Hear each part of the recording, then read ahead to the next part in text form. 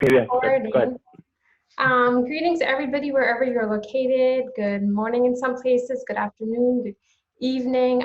It's so nice of you all to join us. Very excited about today's webinar for our Teaching Sustainable Food Systems in Our Times Sandbox series. This is our 6th and final webinar for this year. We're very excited to have Dr. David Meek speaking to us today about his new book on the political ecology of education. And this webinar will be recorded, so just letting you know that ahead of time. And I also wanted to share our next webinar is in January on the 26th by Dr. Julian Ajiman, who is speaking on just sustainabilities.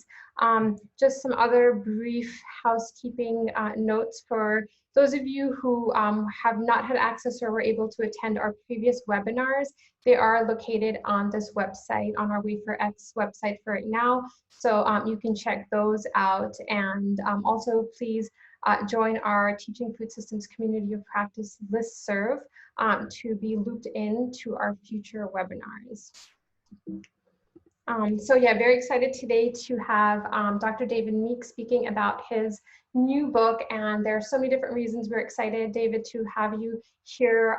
One that really stands out is sort of the immersive fieldwork that you have done on different social movements and taking an ethnographic approach coupled with your spatial methods that you're using, and then integrating that to inform sustainable food systems education at many different scales and many different levels. So really excited to have you here. I will pass it on to co-facilitator Will Valley for any other comments, and then to further introduce our speaker, and then passing it on to you, David. Mm-hmm. Thanks so much, Selena, and hi everyone, and thanks again, David, for joining us. I won't add too much more, just I've been a big fan of David's work for a long time. Critical food systems education for me has been a really interesting like kind of cluster of ideas that are very similar to what I focus on, but different in very generative ways. And so the opportunity to talk to David and others like Becky Tarlow too, is to think through how critical food systems education relates to the different work we do in these academies is fascinating, and as well as learning more about agroecology and grassroots, the bottom-up approach and social movements as well. It's just fascinating. I'll just do a quick plug. We do have an open call. David and Selena are part of it as well, for papers in this area around agroecology, justice, equity in food systems education quite broadly. So it's still an open call. If folks have abstracts they want to send by us for feedback to see if it fits the call, and as well as the call is open until June 30th is when it'll officially end. But we're really excited to have, and we've already received a number of excellent submissions that we can't wait to see it to be full manuscripts. So if you have something you're writing about, it doesn't have to necessarily be like a full paper. It can be a perspective. There's a bunch of different types of formats we're accepting, but just to get the conversation going and to see how we're all approaching these different issues in different ways and how we can learn from each other. So thanks again, David. Really excited for the talk, and I'm looking forward to the Q&A after as well. That's great. All right, I'm going to go ahead. Let's hope that this worked as seamlessly as it did a moment ago when Selena and I piloted it. And just a quick note about the format. David will probably speak for about 45 minutes. If you have questions, we will have a Q&A session right after. If questions pop up during the presentation, you can write them in on the chat window, and I will compile those and then feed them back after David's presentation.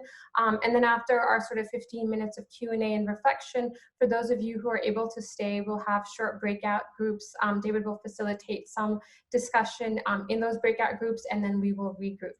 Back to you, David. Awesome. And Selena, just to confirm, this looks the same as you saw it before? Yes, it looks great. Okay, great, thank you. All right, awesome. Well, thanks so much, Selena and Will, for the invitation and for the really kind introduction. So let's see here. There we go. So in today's webinar, I'm going to be introducing my book, The Political Ecology of Education, Brazil's Landless Workers Movement and Politics of Knowledge, which was just published a few weeks ago, actually, with West Virginia University Press's Radical Nature series. Now, the ethnography is based on approximately 2 years of fieldwork that I conducted in collaboration with activists in Brazil's landless workers movement. And because I know the holidays are coming and some of you might not probably be able to stay for the whole presentation, I wanted to mention at the outset that the book makes a nice stocking stuffer. I've got 2 kids. I've tried it in their stockings. They're very excited about it. And at 252 pages, it will fill the stocking so you don't need to get any other presents. And you can get 30% off the paperback by using the code Meek30 and going to wvupressonline.com. All right. So in today's presentation, I'm hoping to weave together the voices of Brazil's activists within a novel theoretical framework that I term the political ecology of education. And I want to bring together this framework and those voices to shed light on some of the most pressing questions surrounding food systems educators and activists, both in Brazil and here in the global north. I wanted to start the presentation as I do the book with a critical question that was posed to me by Isabel, a dedicated MST activist and educator. We need to reflect on why we are no longer producing food, Isabel remarked after pouring steaming hot coffee into an old jelly jar as we sat together. Isabel, like many other educators in Brazil's landless workers movement, encourages her students to critically reflect on the dominant agro-industrial system and how it structures farmers' lives in her community. She teaches her students about sustainable agriculture, helping them design agricultural systems around ecological principles. Now, Isabel believes that these critical forms of agroecological education can help her community become more food sovereign, more in control over its own food system. I wanted to begin this presentation with Isabel's critical question, as it provides a starting point to untangle the book's main themes, which are the role of food systems education as a dependent variable in shaping political participation, common sense understandings of agriculture, and the landscape itself. Isabel's critical question might sit uncomfortably with some of us as it calls into question many of our assumptions about the realization and the reality of food sovereignty within grassroots movements. Yet it highlights what I think is at stake in this book, namely the survival of her community, the future of the MST itself, and the viability of sustainable agriculture in Brazil's Amazon. That afternoon, Isabel painted a picture of her community in pretty dire straits. She gestured up a street of largely abandoned houses, such as this one pictured here, and into the distance where cattle pasture extends to the horizon. Quote, "It wasn't supposed to be this way," she told me. "No, our comrades, our brothers and sisters, they didn't die in the struggle for this." Now, I want to pause for a moment and provide a bit of context surrounding Brazil's landless workers movement and its central struggle, the struggle for land. Isabel and the comrades, brothers, and sisters she mentions are part of Latin America's largest agrarian social movement, which is in Portuguese, O Movimento dos Trabalhadores Rurais Sem Terra, which goes by the acronym MST, or the Landless Workers Movement in English. Now, the MST is comprised of people like Isabel from across all walks of life in Brazil. You'll find street workers who grew up in the streets of Rio de Janeiro. You'll find laborers who worked on farms, on much larger farms as basically indentured servants.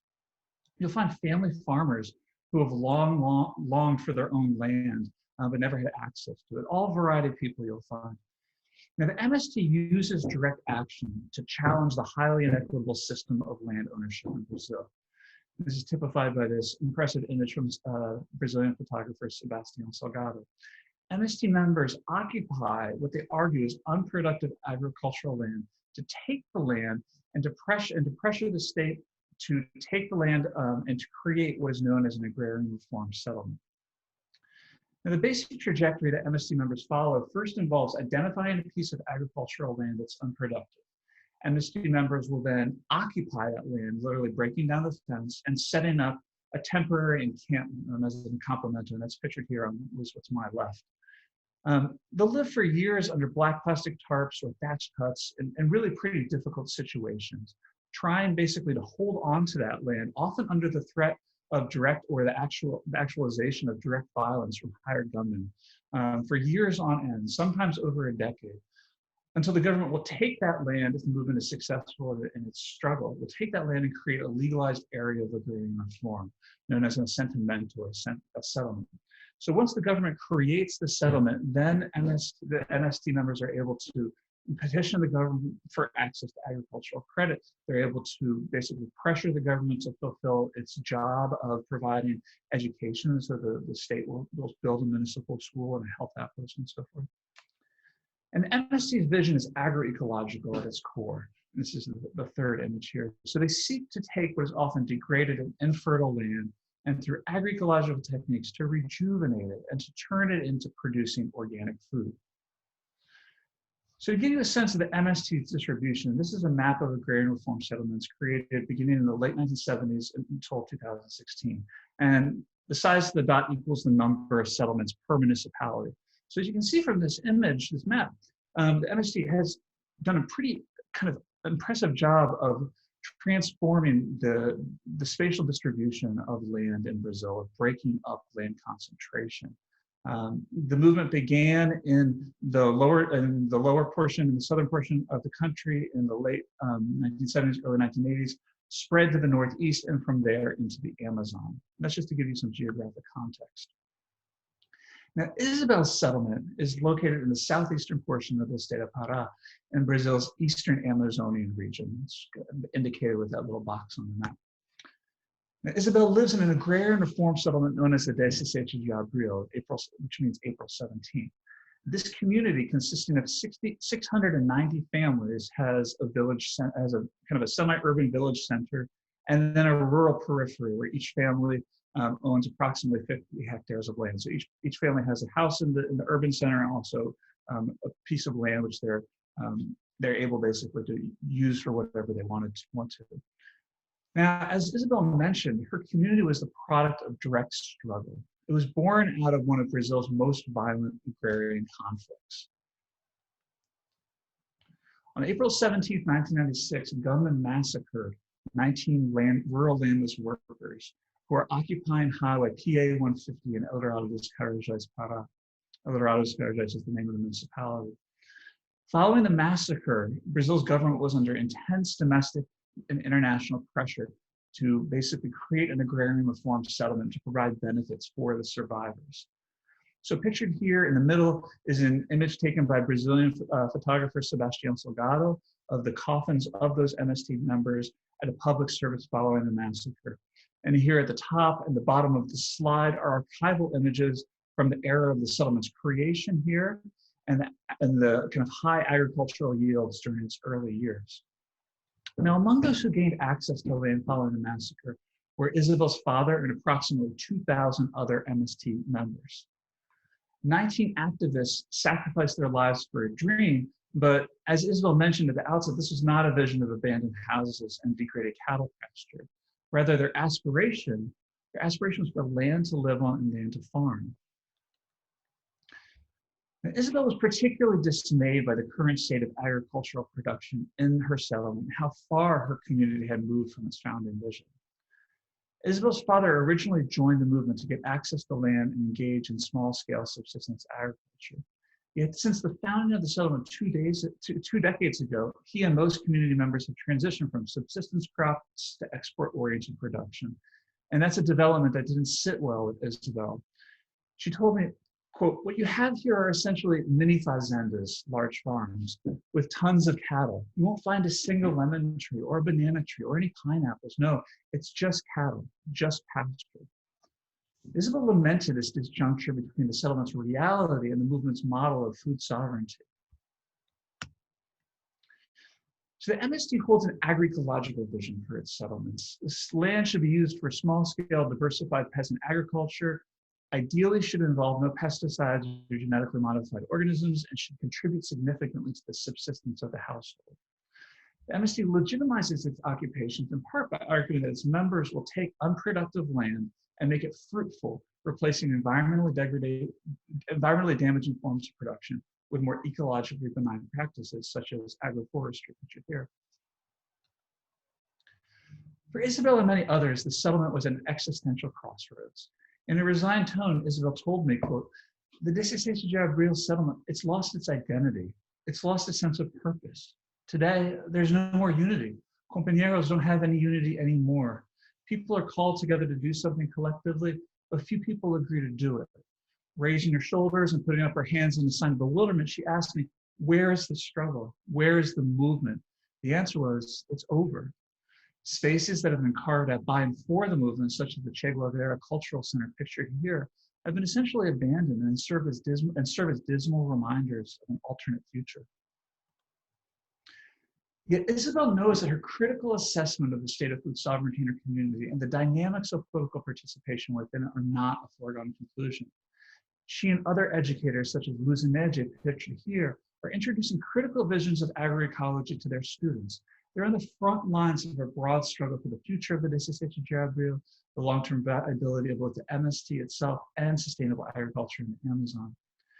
Isabel, Luzineje, and a handful of other educators whose voices I'm going to be lifting up today understand that contemporary rural education has a role to play in agrarian change. So as they describe it, the state education system implicitly devalues rural areas and livelihoods while valorizing urban ones. Education, as they picture it, can therefore serve as a driver of agrarian change, pushing youth from rural areas to urban ones. Education can propel what scholars term depeasantization. Yet what Isabel and other teachers within the settlement are trying to help usher in is a new vision of education, which colleagues and I have termed critical food systems education. And that's a system of education that seeks to increase nascent processes of repeasantization, improving the sustainability of family farmers' livelihoods and their connections to the land itself. So the book's overarching theoretical framework is what I term the political ecology of education. This is a perspective that colleagues and I have developed together to analyze the interconnections between pedagogical practices, political economy, and narratives and material processes of environmental change. Now, in the introductory chapter, I have a pretty lengthy theoretical discussion of this concept, but for today's purposes, I'll define it as the political ecology of education as a perspective that's attuned to how the distribution of power and resources among connected political and cultural entities in related places, how that mediates pedagogical processes from tacit to formal learning and related knowledge systems, structuring access and control to natural resources, interactions with the cultural landscape, and conceptions of nature-society relationships. It's not a neat and tidy process or framework, nor is it a neat and tidy vision. Rather, what it's trying to do is suture together insights from comparative and international education with critical pedagogy and bringing those into conversation with traditional conceptions of political ecology. I draw upon this framework to look at several larger theoretical questions in the book. The first is the relation between education on the one hand and the agrarian question on the other. The agrarian question is a debate that's existed among agrarian scholars since the late 19th century. It really emerged from some of the writings of Russian Marxist Karl Kautsky and asks the basic question of what will happen to the peasantry in the face of the expansion of capitalism. So I take education and look at the role of education and how that interfaces with the agrarian question from within this political ecology of education framework. Education, as I analyze, is a force that can propel both depeasantization and repeasantization. In terms of depeasantization, conventional forms of state-designed education that denigrate rural areas and cultural traditions while simultaneously valorizing urban ones, weakening the connections between the peasantry and the land. Yet one of the most surprising realizations of this research was that education need not destabilize rural society, provided that it's thoughtfully constructed. Critical food systems education can valorize and lift up, strengthen peasants' relations to the land. Now, in this corner of the Amazon, MSD educators like Isabel, they're training rural students to critically deconstruct a taken for granted assumption that farming is an unviable livelihood. They also help their students to develop new relations to the land, emphasizing the importance of agroecological practices and comparative and cooperative forms of production. Agroecological education in the Desistência de Abril, as well as other educational sites I'll be highlighting throughout the region, shapes the future of contemporary peasants, a group that's not a relic of the past, but is rather fluid and importantly expanding. Now, in order for education to achieve this potential, to move from being a force of depeasantization to one of repeasantization, education must be decolonized. So the connections between decolonization, education, and agroecology are really at the core of this book. I argue that decolonization is necessary to create an educational system that advances agroecology, peasant culture, and sustainable livelihoods. Herein, I define decolonization as a material and epistemological process through which historically marginalized groups deconstruct colonial knowledge systems and deconstruct colonial systems of knowledge and land access and rebuild sovereignty over knowing, being, and engaging with the natural world. I base this definition of decolonization that I use in the book upon my reading of the broader decolonial turn, which is not a single theoretical school, nor is it a social movement or an identity group, but rather a constellation of views that understand coloniality as an ongoing problem in the modern era, and decolonization and decoloniality as unfinished processes. More specifically, my analysis of decolonization is explicitly grounded in an extensive corpus of scholarship that has and continues to emerge through the modernity, coloniality, decoloniality project. This largely Latin American initiative argues that non-Eurocentric forms of knowing and being emanating from indigenous, peasant, and other groups on the periphery are powerful alternatives to ecologically destructive forces of colonial modernity. Now, my usage of decolonization might be unsettling for some. I recognize that it's both similar to and very different from many indigenous perspectives on this concept. I have a pretty lengthy section of the book where I spell out and I tease apart those differences, how this concept of decolonization is both similar to and different from indigenous, North American indigenous perspectives. I'm happy to address questions surrounding kind of some of those differences in the Q&A. But for right now, we'll just say that decolonization and the way it's used here is trying to create a space of convergence where the demands and the projects of indigenous and peasant groups come together as part of the broader process of social and ecological liberation. Now, the MST has been concerned with questions surrounding the political and ethical implications of the research process since the early 1980s. As Mobilizing and Witzel, two activist scholars from within the MST itself, note, the question of research brings up the issue of who is doing the research and what is the objective of these researchers. The process of working with the MST in a collaborative context has been one of constant self-reflection and negotiation. As a scholar interested in agroecology's capacity to advance food sovereignty and cooperative systems of production, I was extremely conscious about not allowing my political and ideological leanings to lead to proposing particular actions or strategies. My positionality was rather a source of confusion and often debate within the community. For some activists, my ultimate purpose was to help advance community development through actually bringing projects to the community. They saw that I would be able to bring in agricultural credit or financing or new sources of credit. These discussions were challenging in that they called me to question my role within the community and the ways in which I was either engaged or not in actually advancing their struggles. Informed by the MST's vision, my objective was not to bring development, but rather to help shine a light on what Mobilizing and Witzel described as the conflicts and contradictions of our reality. So this research is what I would describe as a multi-sided ethnography. It's an ethnography of agroecological education in this one community, in the Desistência de Abril.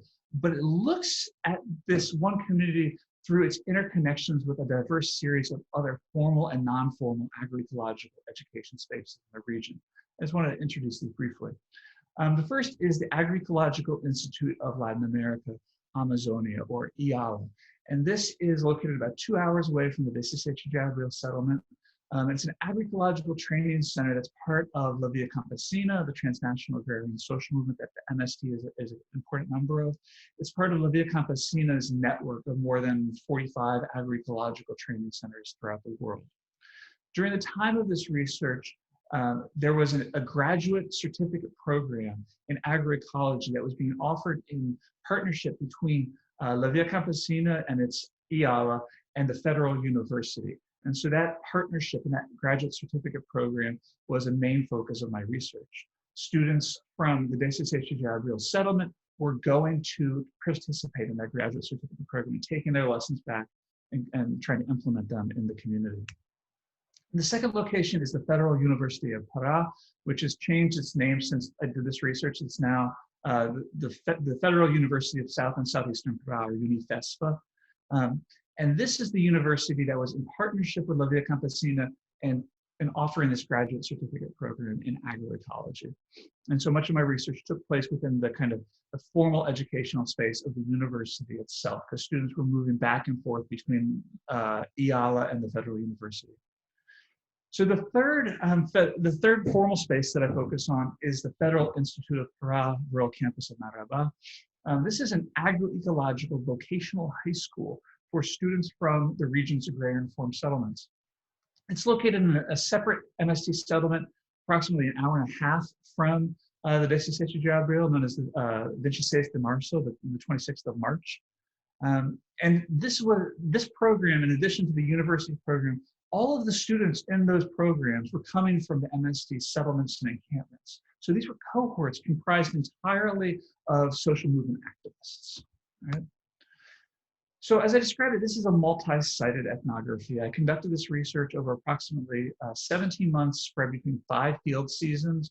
And I drew on a whole host of methods, including, I'm trained as an anthropologist. And so this was an ethnography. I was doing semi-structured interviews, oral histories, but I was also implementing a large-scale community survey surrounding opportunities and constraints towards advancing agroecology within the community, histories of land use, and political economic subsidies.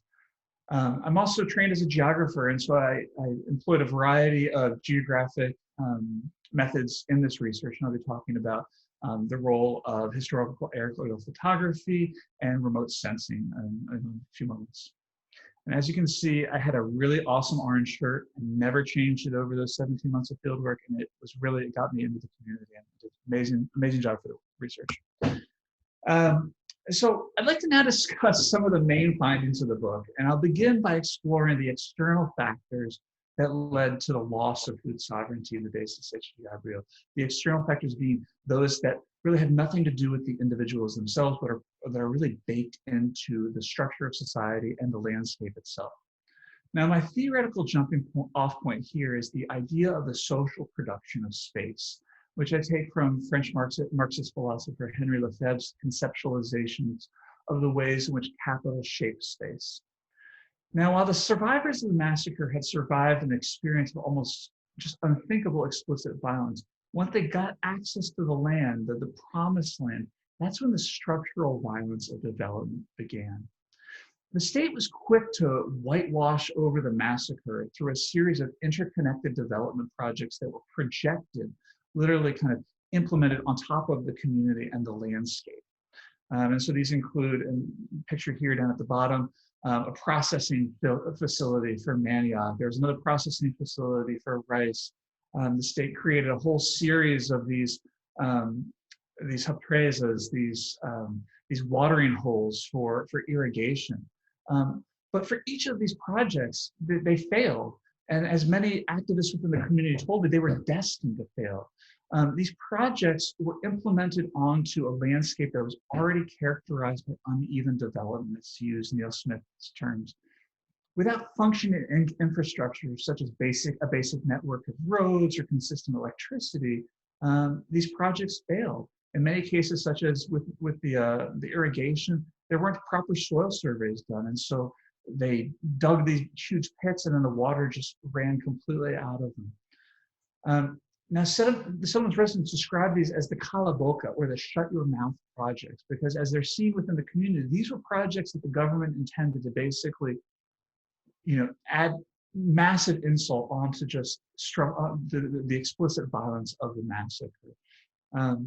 What happened was that in order to take these projects, to get access to these projects, the settlement's residents and the settlement's association, which is the cooperative of the settlement's residents, had to sign into a series of binding financial agreements where they would ultimately pay back portions of the funds, or that they would reach certain levels of production. They never did, because these projects never really got off the ground. And their failure was crippling for the Settlements Producers Association, which was signed into these multi-million-dollar funding agreements. As a result, the MST itself, the movement, became sujo. It became dirty in the eyes not only of the bank, but also the broader community. where the settlement's residents began to see the MST no longer as a movement that was mobilizing in their best interest and helping them to, to gain access to land and the resources, but rather as a failing vehicle for development. Now, while the state's development projects undoubtedly crippled any possibility of food sovereignty within the community, I'd like to now kind of pivot and employ a second and related lens to show that a much longer history of violence was already etched into the landscape. What I'm describing is the flip side of the spatial relationship, and that's the spatial production of the social.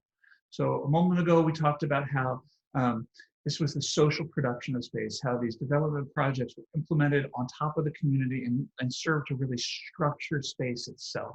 Here we're taking that relationship and turning it on its head, all right, looking at this, how space produces society. So the image on this slide is a composite of historic aerial photographs that were actually flown by the US Air Force over Brazil in the 1960s, when the US government was concerned about a communist uprising in Brazil. And the story behind how I came to those archival images is pretty fascinating. If anyone has questions, I would love to talk about it in the Q&A. Now, the outline on top of that, that set of images is the perimeter of the contemporary perimeter of the Desassedio settlement.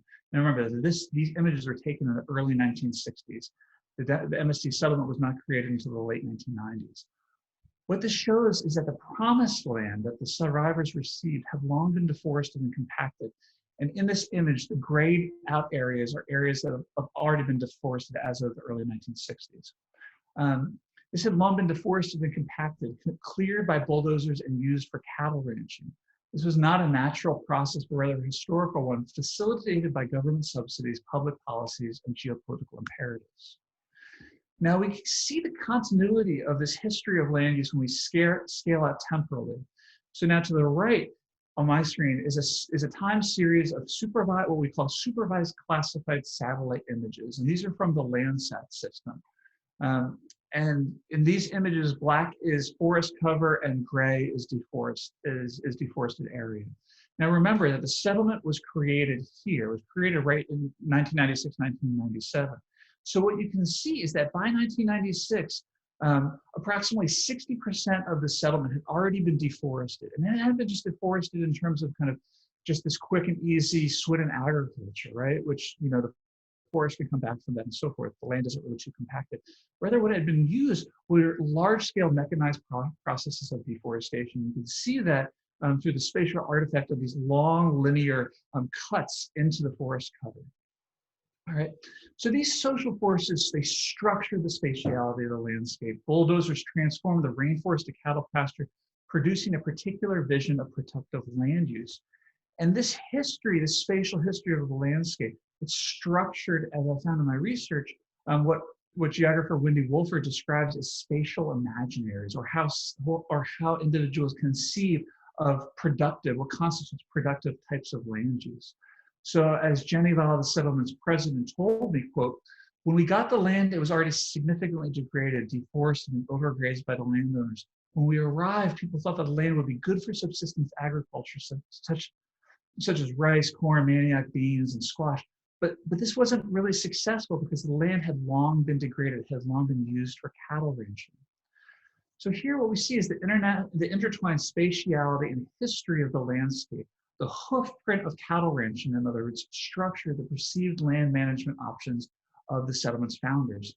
Except in areas where the forest could be converted, subsistence agriculture was perceived as a non-option. Now, this spatial history of the landscape was intertwined with that of its political economy. As Jenny Val, the settlement's then president, told me, one project came and then another that only supported cattle. And so the type of land use really didn't change. And what Jenny Val here is describing is how these series of credit initiatives under the suite of what was termed PRONAFE, or the National Program for Family Farming and Agriculture, all those projects only supported cattle. Now, for Geneval, this history of the political economy is tied in with questions of knowledge production. As Geneval described it, extension agents earn more money by signing off on projects for cattle, and ranching is a less risky form of land management. Knowledge centered around diversification took a back seat in those early days of the settlement to that type of knowledge that was relevant in a ranching context. So the spatial imaginaries of the settlement's pioneers were really structured by particular forms of knowledge production and the political economy that supported those forms of knowledge production. So I want to shift gears a little bit now and discuss the struggle of over education within the Desistência de Abril and its interrelations with the struggle over food sovereignty. Now, within the MST, occupying and transforming space is baked into the lexicon of the movement, into its strategies for social transformation.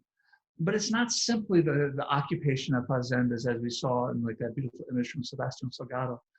Rather, the contestation and production of space is a string of intertwined struggles.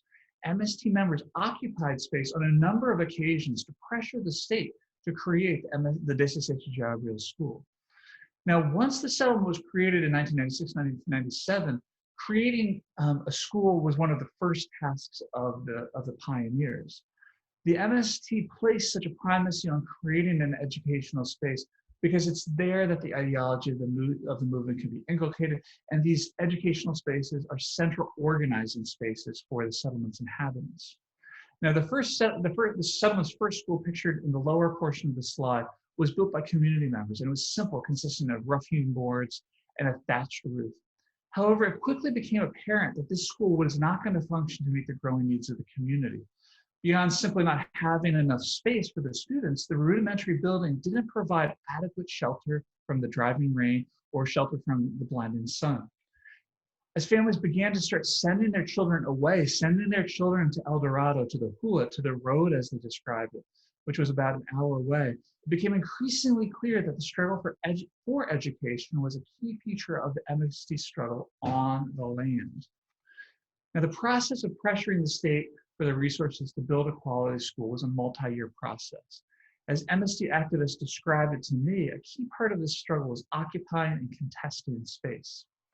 During the early 2000s, MST members occupied diverse spaces, ranging from roads to a railroad, pictured here at the top of the slide, to government offices, pressuring the state for the political and economic resources needed to build the Desistência de Abril school.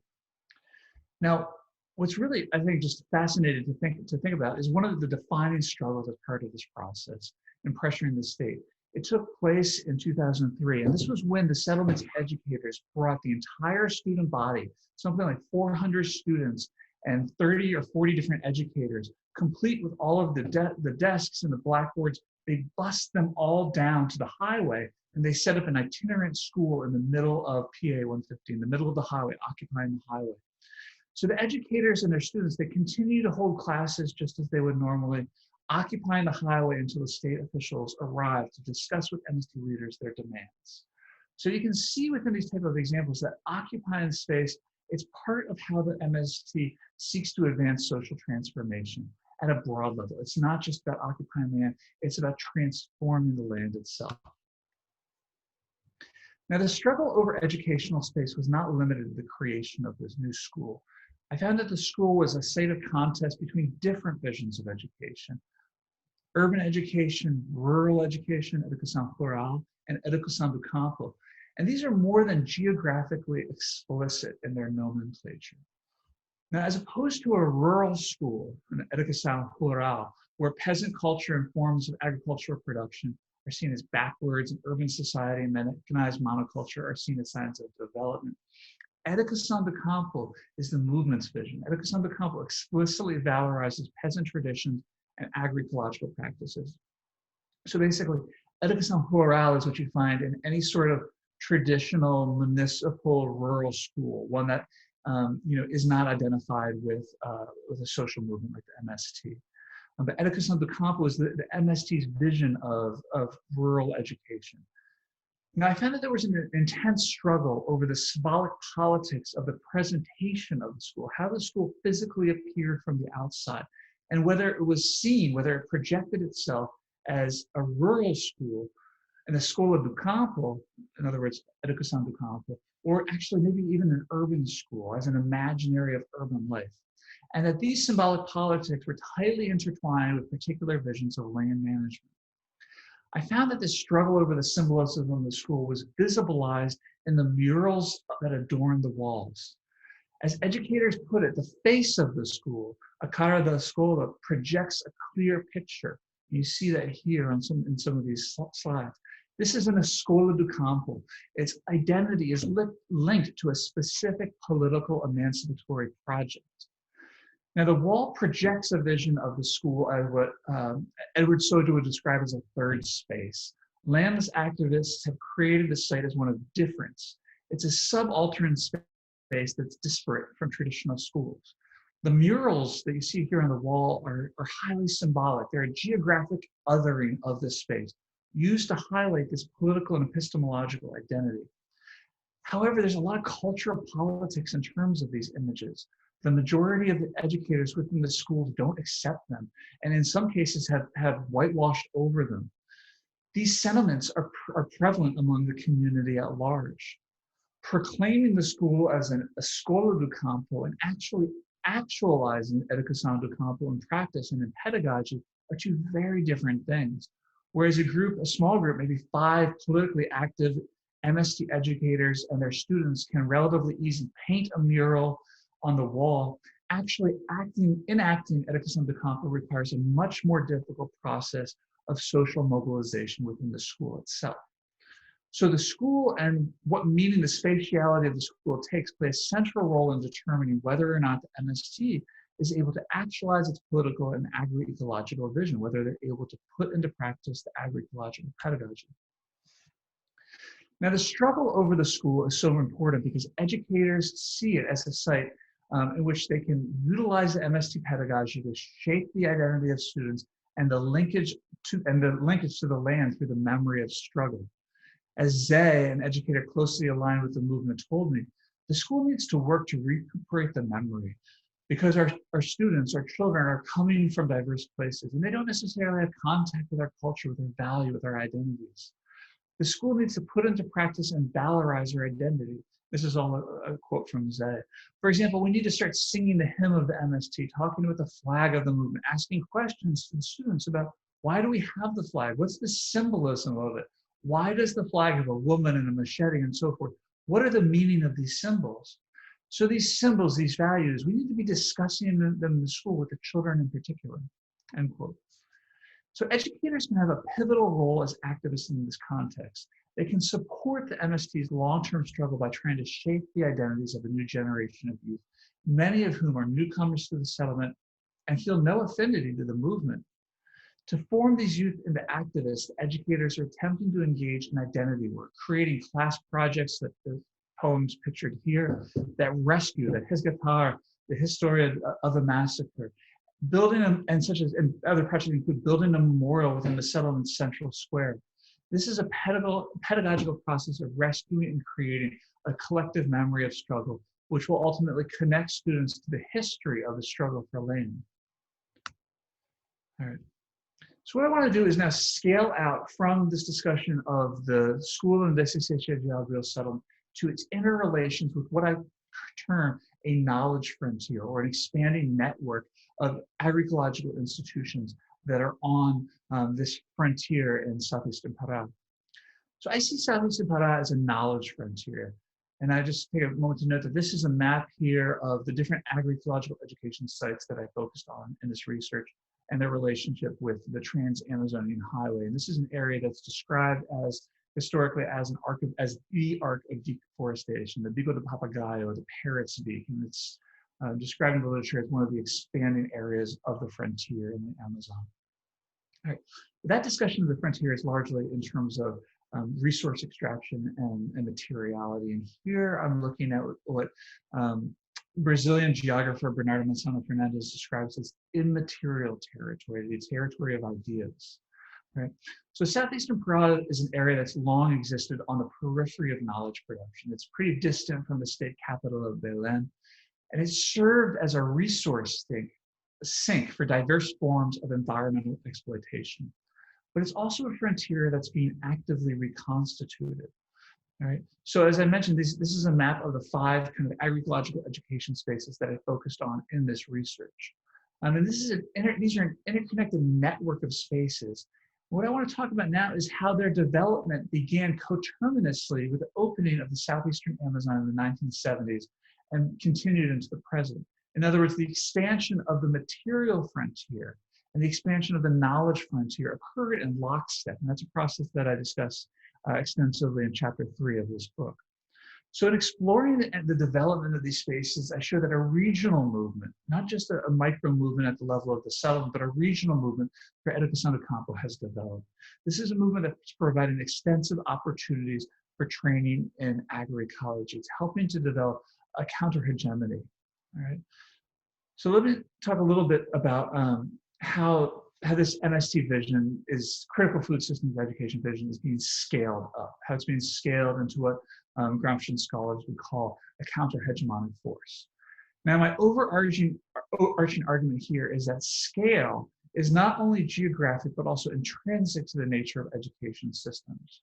A constellation of critical food systems education opportunities that's emerging in Southeastern Pará, running the gamut of educational scales from elementary school through postgraduate programs, the Federal University and the Federal Institute, right? So we have this scalar nested conception of education here, and that those different educational scales are interconnected across the landscape. They're interconnected, creating this broader network, all right? So I want to talk about several of the major factors that resulted between the 70s and the contemporary period in the creation of this emerging counter-hegemonic system.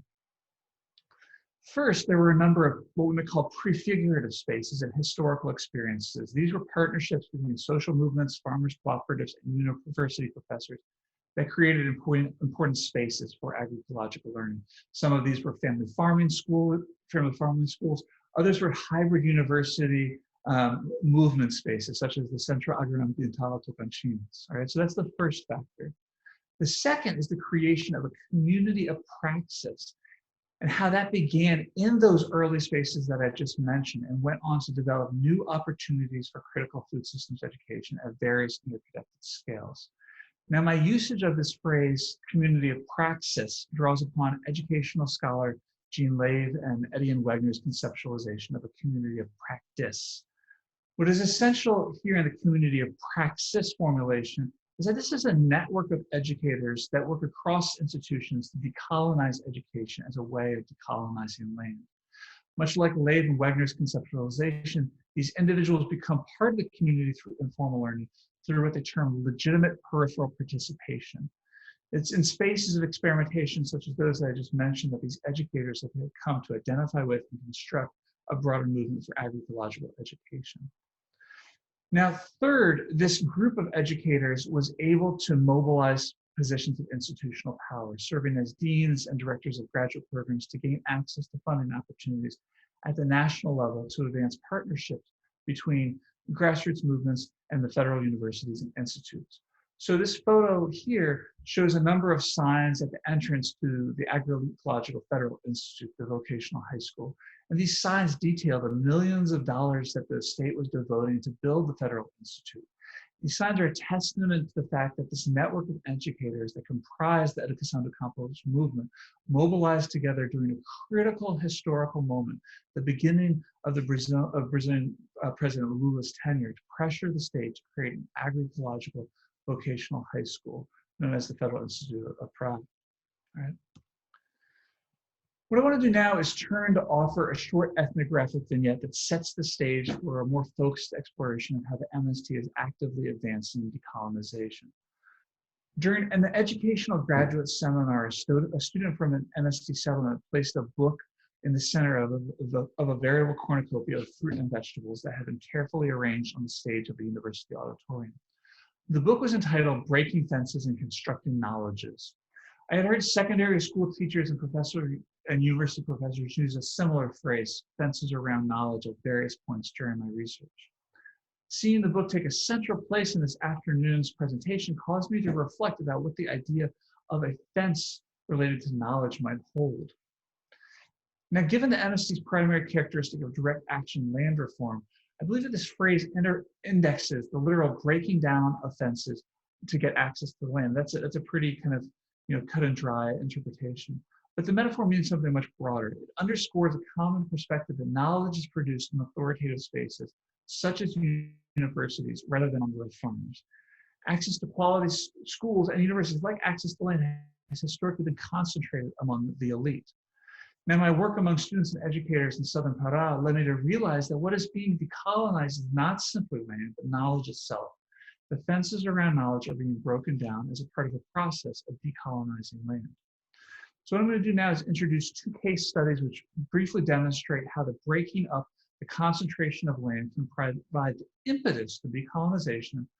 That's one case study, but on the flip side, how decolonial education can generate new decolonizing land practices that people may adopt after engaging with such education. So the first case study is from the Federal University, Unifesp. During the 1990s, the MST began developing a strong relationship with the university. Eduardo, an activist professor, remembered that the MST had its own ideas about what types of courses were needed and ways to conduct political education. In particular, the MST pushed the university to become engaged with the geographic questions surrounding the frontier. As Eduardo reflected, the MST challenged the university to think in critical ways about the relation between the production of space and capital. The provocation was for the university, this is a quote, the provocation was for the university to think critically and tactically in terms of new types of courses that would help develop this critical territorial consciousness of the relations between the encampments and the settlements and the production of capitalism in the region. In addition, these relationships between the MST and the university professors also helped create a politicized form of education that was intended to shape students' territorial consciousness.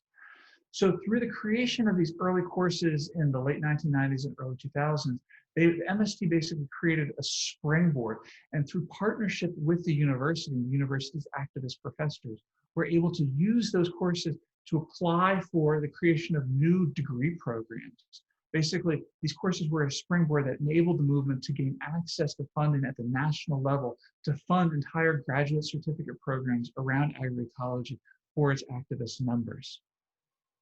All right. Now, the second case study that I want to briefly highlight is from the Federal Institute. And I want to use this case study to look at the flip side of the relationship, how decolonizing land led to the decolonization of knowledge. So the MSC's Vincennes de Março settlement, which houses the 354-hectare Federal Institute, is the product of a process of decolonizing land. In 2004, the National Institute of Colonization and Agrarian Reform, INCRA, the state entity responsible for agrarian reform, created the Vincennes de Março settlement from the Fazenda Cabeceras, which had been owned by the Almeida family, one of the most powerful and feared families in the region. The Almeida's principal activity in Fazenda Cabeceras was the extraction of Brazil nuts, which they sold to international markets. So the Almeida family, they were contracting migrant workers from other states under the promise of good housing, fair pay, and safe working conditions, and then using hired gunmen to prevent the migrant costaneros from escaping. Between 1982 and 2004, these hired gunmen murdered 40 migrant workers. Now, after decades of illegal activity in 2004, INCRA finally managed to put a stop to it. The state expropriated land and created the MST's Vincennes de Março settlement. The community allocated then a section of that land to be used to create the Federal Institute. This is truly a manifestation of the knowledge frontier. So the Federal Institute arose materially from a conflicted landscape, but it's now a subaltern epistemological space, recognized and funded by the state. It's a space that seeks to challenge and enshrine systems of agrarian violence and environmental devastation like those that were carried out on this very land more than 20 years ago. So just a quick ethnographic vignette to kind of describe what education looks like in this space. So on a Saturday, I visited the Federal Institute in November 2012 to gain firsthand knowledge of how the process of decolonization advanced these subaltern forms of agroecological knowledge production, ultimately resulting in the transformation of the landscape. When I arrived at the Federal Institute Helix, a student in the Agricultural Extension High School program showed me how the cohort's experimental agroecology projects were functioning. We entered a garden area and found a tarp-covered piece of ground. A PVC pipe was stuck into the center of the tarp. This Helix probably told me is a biogas generator. We just finished it, so no gas yet. But it would come out here, he indicated, pointed at the valve. We bring the food waste from the school and we mix it with manure. We drop it under the tarp and we let biodegradation do the work. When methane rises, the tarp will billow up, and then the only byproducts will be rich compost and a liquid that's high in nutrients. Impressed by the students' ingenuity, I turned around and found Marcos. Helix's agroecology teacher bending down in some bushes a short distance away. Seeing Helix and myself, he called us over. In his agroecology class that day, they would be talking about nitrogen fixation. And Marcos wanted to show his class an example of rhizomes. I want to show them what rhizomes look like. It can't just be in theory, it needs to be in practice as well. The students need to be able to see and feel the rhizomes. He reached down and pulled up a bean plant gently fingering its roots. And this will do, he told us. We continued walking and came to an area where beans were planted in among the grass. Marcos remarked, "We're doing research on these beans, looking at them as a method of combating the pasture grass. Rather than burning, farmers can plant beans, which not only give food, but also provide nitrogen to the soil. Early results look promising," end quote. As we walked, I reflected on how I had just witnessed the reciprocal linkages between the decolonization of land and that of knowledge. What once was a landscape characterized by agrarian conflict and environmental degradation had now been reshaped through decolonization to a landscape of generative agroecological experimentation and learning. This transformation of the landscape had been simultaneously material and epistemological. I found the transformation was striking and, quite frankly, inspiring. Right? So my work among students and educators in Southern Peru led me to realize that the decolonization of land and education exists in a mutually constitutive bi-directional relationship. As these two brief case studies demonstrated, breaking up the concentration of land can provide the impetus to decolonize education, but also decolonial education can generate new decolonizing land practices that people may adopt after engaging in such education. Decolonization is therefore an epistemological and political process involving a direct challenge to the primacy of academic knowledge by drawing on rural students' embodied non-academic community experiences and engaging with social movements' lived experience of material struggle. By decolonizing education, students gain the critical territorial consciousness necessary to transform the landscape itself.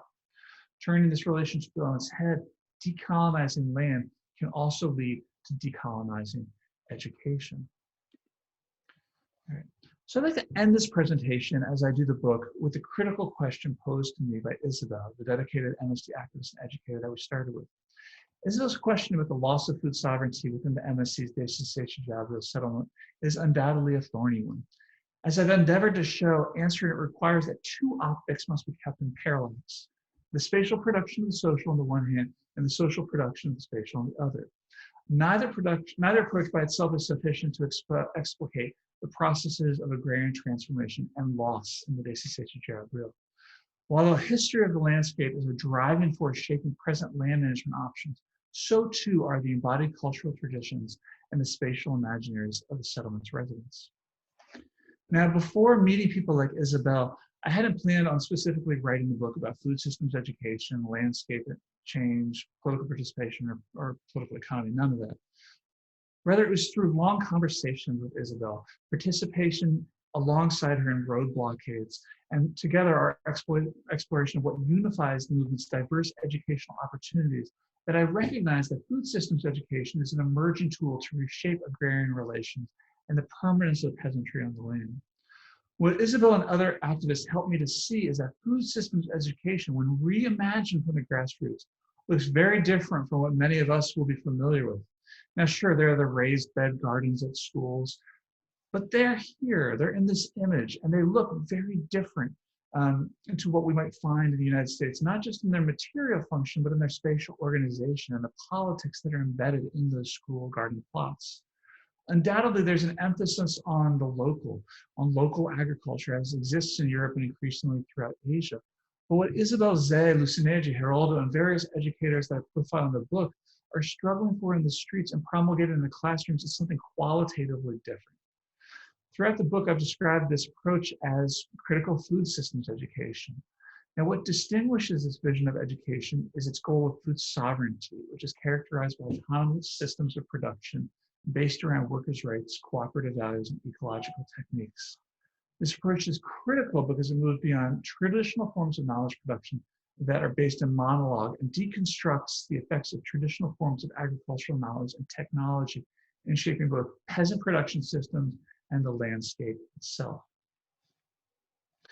So at the end of my presentation today, you might be feeling pretty down.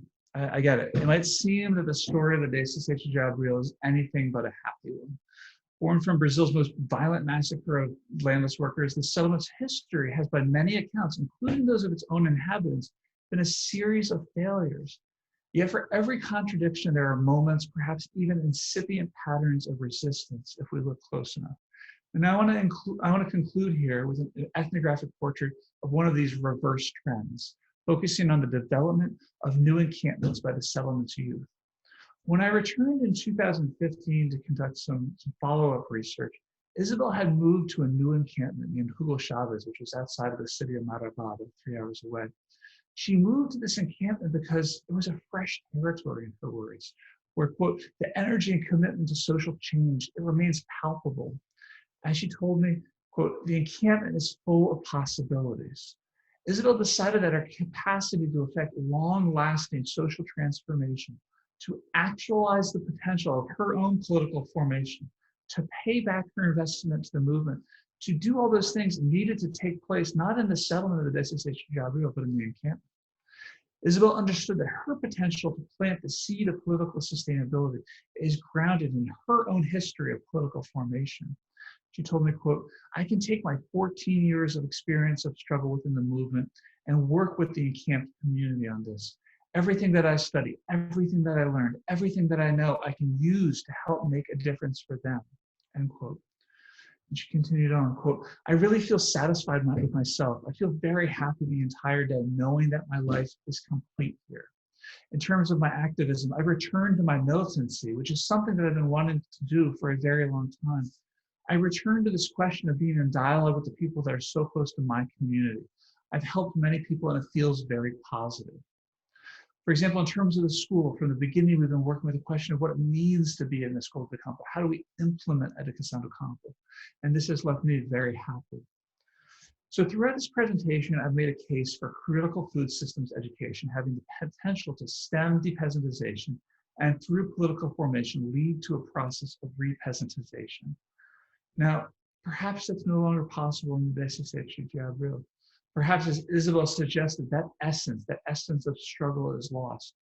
That doesn't mean that the movement's vision or its efforts to transform the educational system failed. Perhaps I'll push us to think about they're working exactly as intended. The struggle is not over. Isabel has been formed and is drawing upon her political formation to plant the seed for sustainability, for the long-term political, agroecological, and organizational sustainability of the movement itself. Isabel's perspective forces a radical rethinking of how the success or failure of the movement and its vision of critical food systems education is itself evaluated. And so with that, I'd just like to say obrigado and thank you and recognize some of the funders that were integral to conducting this research and just open it up for questions.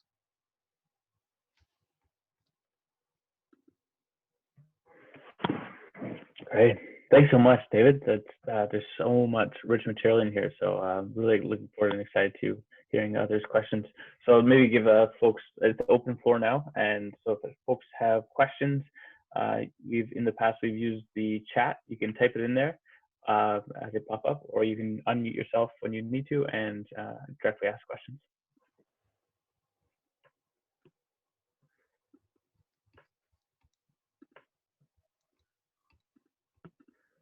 Sorry, I just stopped the share so that I can see the chat box in case I'm missing anything.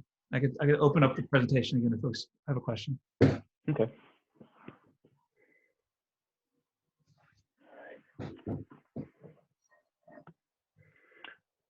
I've got a list of questions, so I would start. This one's a tough one, or it might. Yeah. Okay. I'll come on. My first week of my current position, being all enthusiastic, I was talking to senior folks in my faculty, talking about this and that, learning how to be like, how to do the best of my job. And one of the senior faculty members said to me, because he knew I was interested in agriculture and agroecology and urban farming, and that he said, to be honest, I grew up on a farm, and I would never encourage any of our students to become farmers. It's unethical. and we're a faculty. We're the faculty of agriculture. We have a farm on campus. We're proud of all that. And I'd never heard anyone say that in my faculty so openly. And I had no idea what, and I still don't know what to say. And I still come back to a lot. This idea of, because like the depeasantization, the repeasantization, but from this faculty member's perspective, encouraging anyone to go into farming was unethical. Yeah. And so, yeah, how would you respond to something like that from a colleague? I mean, I think these kind of examples that I'm using here kind of provide some context for it, because it's really no different. I mean, from what I'm describing here in Brazil in a sense, right? This is this idea of social reproduction, and that the function of the educational system is to reproduce an existing vision of society and its existing hierarchies, right? And so I think within that context, like that, it makes sense. That's the dominant vision of education. And so that's really like the MST struggle in a sense, is to think, and I draw a lot on the work of Italian political theorist Antonio Gramsci throughout the book. I didn't really talk about that in today's presentation, but for those Gramsci fans, it's in there, so please check it out. But Gramsci talks about basically how is it that we bring about this counter hegemony, although he didn't really use that phrasing exactly. And so I think that's really kind of what your question kind of brings me to, Will, is like, how do we think about education as an alternative form of social reproduction? And part of this is really, it's decolonizing these mindsets, right? It's decolonizing the mindset that, agriculture is a dead-end livelihood, right? And because that's what I hear in your colleague, right? And that's what I hear also in many of the educators who come from these rural schools that are not affiliated with MST, is that they're telling their students, like, look, we want to get you out of the settlements as fast as possible. We want to get you to the urban areas. But when we look at what happens to those individuals, I follow my friends on Facebook from the settlement, many of whom have left the settlement and are now living in like shanty towns, basically outside of the nearby urban centers. I mean, there's nothing for them there. At least when they were living in the settlement, they had a life of dignity. They had the ability, to kind of be connected to rural culture. So it's a thorny question, undoubtedly, but I think it really calls us to really think about how many of these ideas are hard baked into our minds as educators about what constitutes a productive form of agriculture or a productive livelihood. Yeah. Thank you. Yeah. David, if I can extend the question that Will is asking, because I think something that I'm quite interested in as well is, these possibilities for counter-hegemony. I think of this in kind of the North American landscape. I work in agricultural planning, so I see a lot of how these spatial imaginaries and questions of spatial justice are arising. So this work actually resonates quite strongly with my own dissertation work. And I'm super excited to pick up the book. We draw on a lot of the same kind of scholarship. But to extend this question that Will is asking, like, as educational institutions, like I think about specific agroecological or sustainable educational institutions that are doing more explicit, like, repeasantization work. But I also would argue that repeasantization work is mapping itself onto very specific racial imaginaries and spatial imaginaries of like local white privileged young people coming into second, maybe third careers, having capital to then like become themselves, reimagining the spatial landscape in a different way, like muddying those waters a bit, but also offering the possibility of new hegemonies that could serve themselves to be just as authoritarian, but albeit in different ways. And I wonder, like, has the MSD really kind of struggled with this key contradiction of the hegemony, hegemony dance, right? Yeah, no, that's a great question, Colin. I mean, and I think you're completely right. Like this, we see this in a North American context. It maps on in very similar, albeit kind of like slightly different ways, right? In terms of class, race, and, different forms of privilege and how those map onto identity. I don't think the MST has grappled, not that I'm familiar with at least, at a national level kind of with this question of, and I discussed this in detail in the book, in chapter 4, about this is an imposition, right? That in many ways, like, this is really just a project of privilege in a sense, being imposed on these settlements in the context of critical agroecological education. And that it's actually, and it's following in the same logics in terms of agricultural extension as all of those past development projects that fail. I mean, because what the MSU basically is trying to do is to train its own members to become agroecological extension agents, and then to come into the communities and to create new development projects that are agroecological. But they're basically walking in that same well-worn track of knowledge imposition, of development politics, right, of agricultural extension. And so in the book, I have a long ethnographic vignette where I basically look at why people don't want to work with extension agents, whether they're traditional ones or agroecological ones associated within the movement. And it all comes back to exactly what you're saying, Colin, that this is basically, it can be seen as a form of imposition, of external imposition, even when it comes from the community. That even if it's agroecological extension, there's a politics of class, there's a politics of identity to it. And for many farmers, that's not what they're interested in. They have no interest in the movements like, they're not wearing the Che Guevara shirt, they don't have their left fist in the air, they don't have the red, hat on. They're not interested in like the movement's ideology of socialism. I have no idea about food sovereignty, right? What they want is just like, a basic, simple life and a sustainable income. And farming, it's just not that. And especially like a massive shift from cattle ranching to agroecology, right? So in many ways, and this is, the thing that I grapple with in terms of, how critical to be, because I'm trying to, be a voice that helps to lift up the movement's example, right? But at the same time, its agroecological education is unquestionably a form of imposition. And it's unquestionably like coming from a position of privilege and being projected upon the communities. And not surprisingly, there's a lot of tension and resistance to putting into practice those lessons. Yeah. Yeah, and I wonder also like how, those ideologies themselves from the farmer perspective, like we also, like I would be, if I'm quite critical of kind of the alternative food movement and sustainable agriculture here in the North, it's a very romantic idea of farming. And I think it tries to separate itself from kind of the realities, both of like that tension that you mentioned of the urban rural, but also that many folks are not going to want to farm. And simultaneous to this kind of ideological and value-driven stance, I think the politics of it really are influential. But there's this kind of fundamental piece around, the role of technology and how that's advancing in tandem, which may circumvent many agroecological pieces. Yeah, for sure.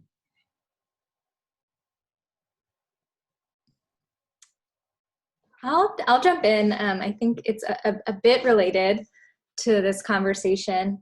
I'm really curious to hear, David, if you're willing to speak more about your own embeddedness in this process, and maybe situating that within this framework of decolonizing education and knowledge.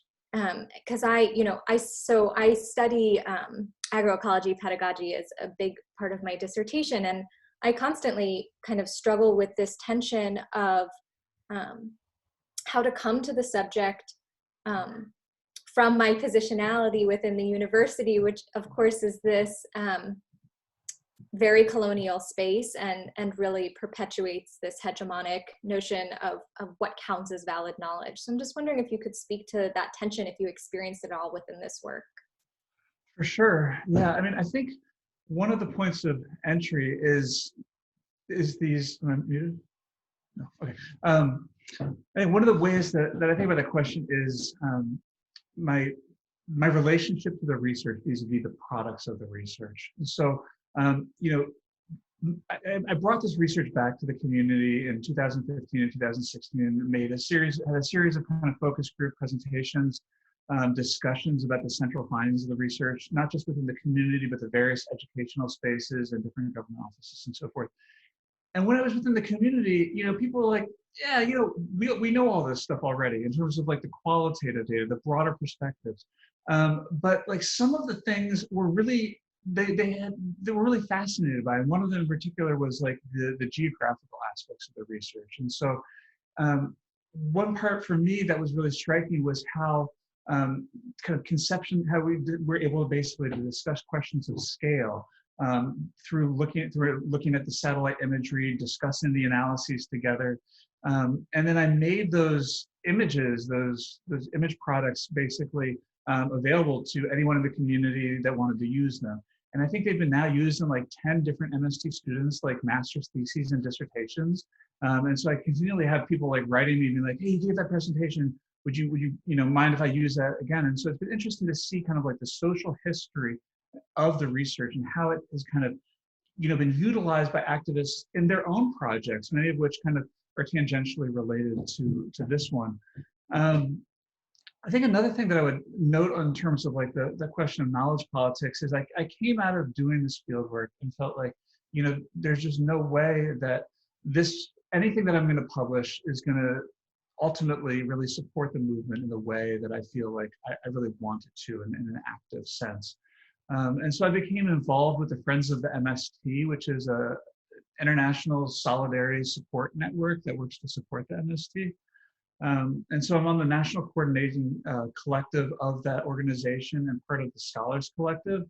And so we've been involved in a variety of projects in direct partnership with the MST to really kind of attend to movement demands, basically, or movement objectives. And so one of those is we brought something like 7 or 8 MST national leaders to the MST as part of this transnational learning network, basically, where we had MST activists kind of embedded, for lack of a better term, or interning with different grassroots organizations throughout the United States.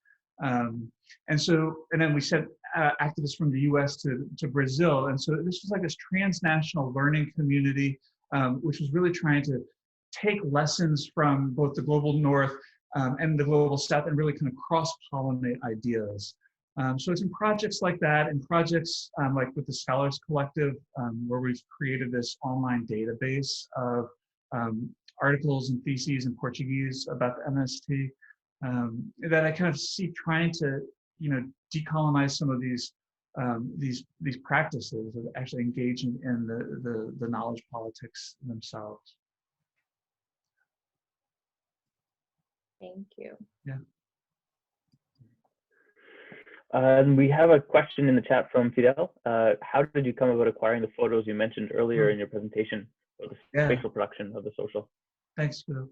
And thanks, Will, for noticing that. So I had heard, in talking with different government officials, that there were archival photos of the Amazon that had been taken in the early 60s, but like no one knew where they were. There's just like this thing that people said, oh, well, they existed, but yeah, who knows where they are anymore. And so I basically went to 10 different archives, the Brazilian military, development organizations, universities throughout Brazil, in Rio, in Brasilia, in Belém, in Marabá. And it was finally in the basement of this one development organization in Belém. And you just picture like cardboard boxes like stacked to the ceiling, rain-soaked boxes with no labels, just digging through them. That I found this one box that was just filled with aerial photographs.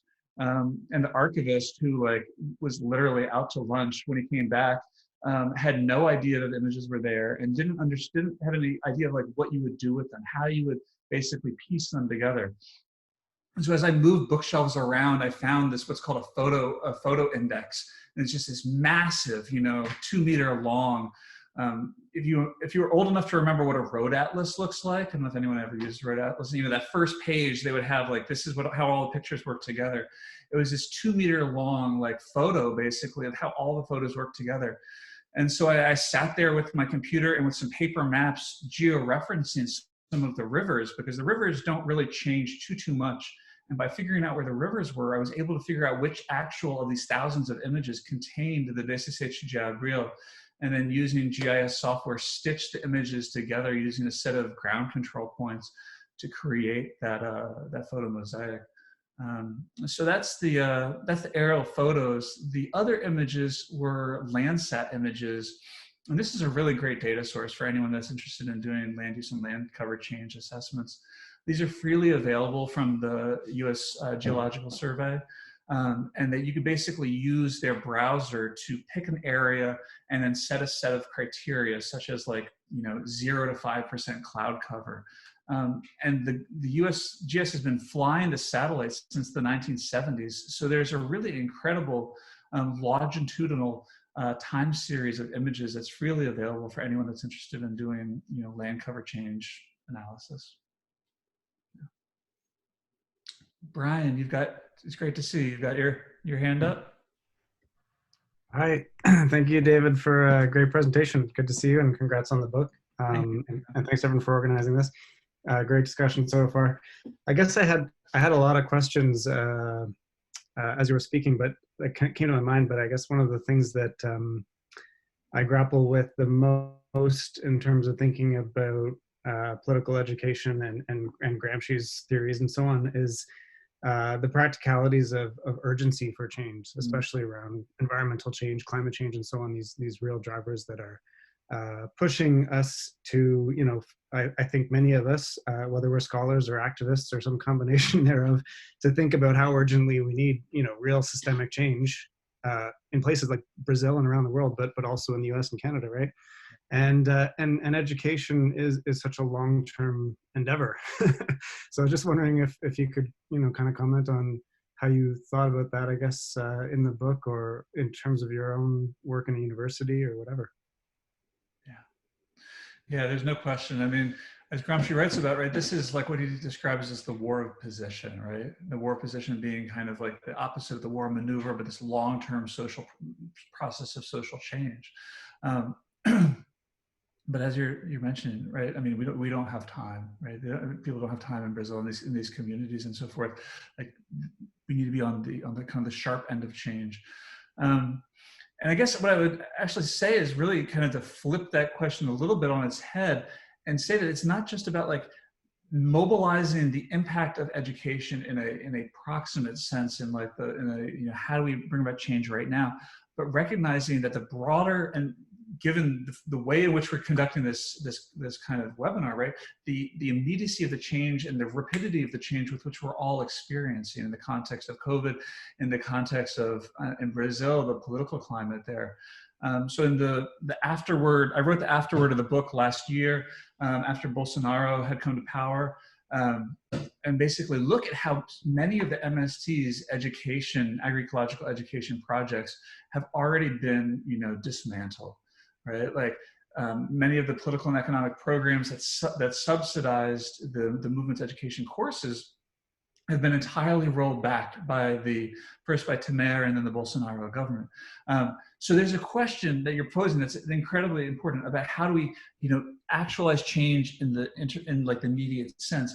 But I'd say that like part of that question about change is how do we, hold on to the gains that have been made by these movements in the context of rapid change. It's not like, the movement can advance at a sub campo and just kind of like sit back. They need to be constantly mobilized in that context.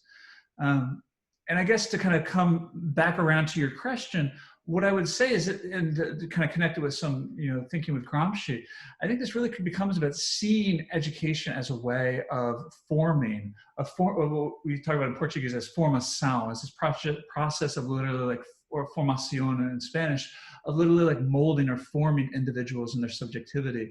And it's here that I would kind of come back to Gramsci and say that like the real role of education in an immediate sense to come, to really integrate with your question is in terms of producing organic intellectuals, really, it's producing these individuals that can be, permanent persuaders and organizers within their community, because they're the ones that are going to be able to push for change, like, in the moment as things are happening, whether it's in the context of COVID or environmental degradation.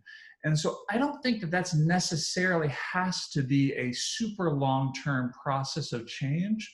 And I would say also that I guess would kind of encourage us to think about when it is that education is happening, right? So one of the broader arguments in the book is that education and learning happen along a continuum of formality, of all sorts of different moments that are interconnected.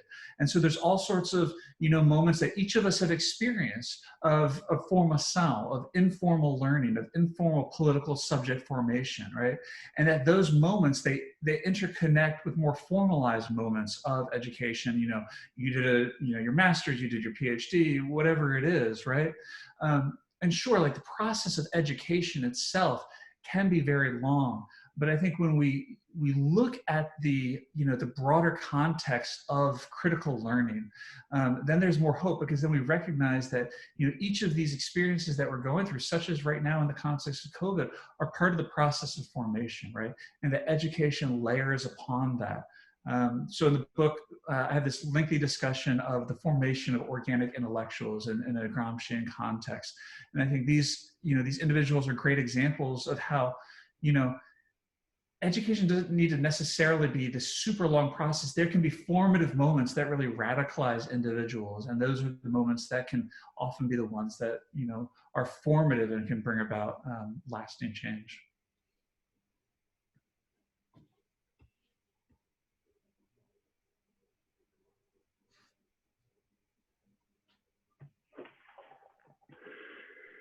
I know it's a lot of pieces. There's a lot to chew on here.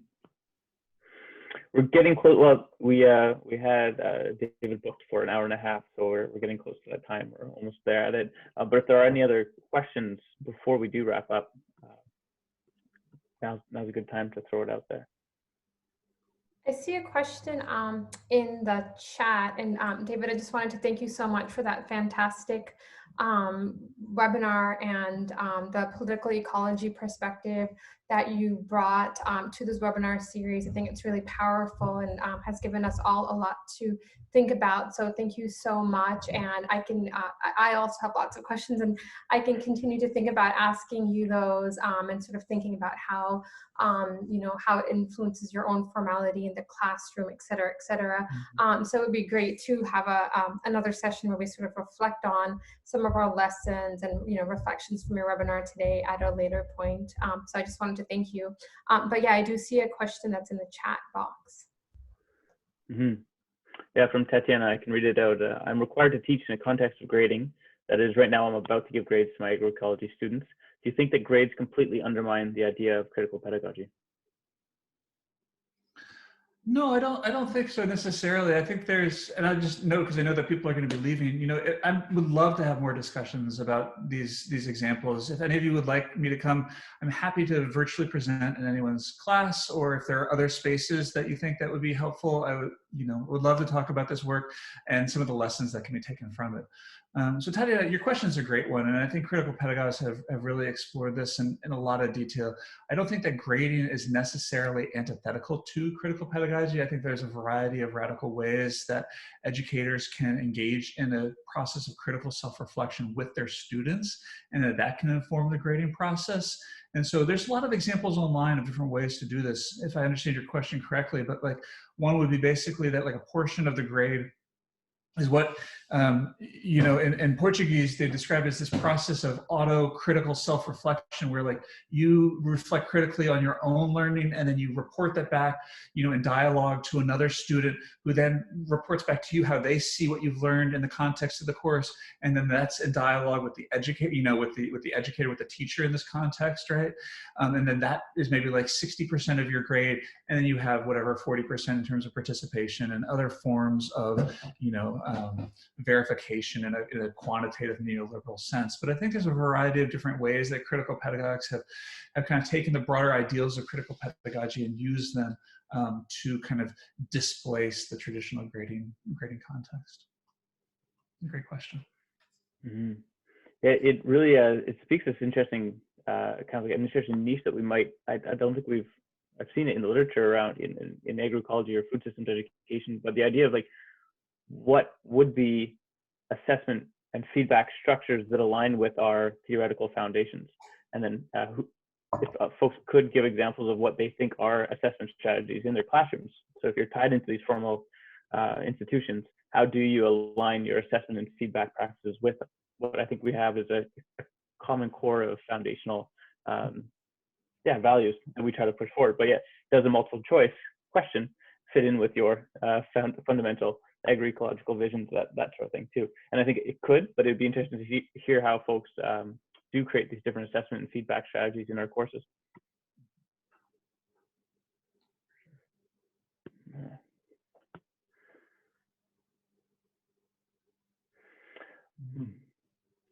Well, it's a bit past our time. I have to go pick up a few kids from school, so I'm gonna. Oh, and there's Mika, who's made herself known. Selena's little one. Is it time for a hike now, Mika? Is that? Uh-huh. So again, thanks so much, David. I really look forward to. So if you are speaking about this, let us know. We'd love to circulate any other webinars you'll be doing or any other presentations. And yeah, I think this is just the beginning of further conversations. And for everyone on the call, thanks so much for joining today. And if you are interested in presenting, reach out to Selena and I. We have this wonderful community emerging here around this intersection between education and food systems in many different ways. So if you'd like to present, let us know. We do have spaces. We'd like to continue this Sandbox series for a while. And so yeah, if you feel inspired and want to reach out, please do. But again, thanks so much, David. And we really look forward to jumping into the book and future collaborations. Sounds good. Thank you so much, Will and Selena. I really appreciate the opportunity to chat with you guys. Take care, everyone. Have a good afternoon, everyone.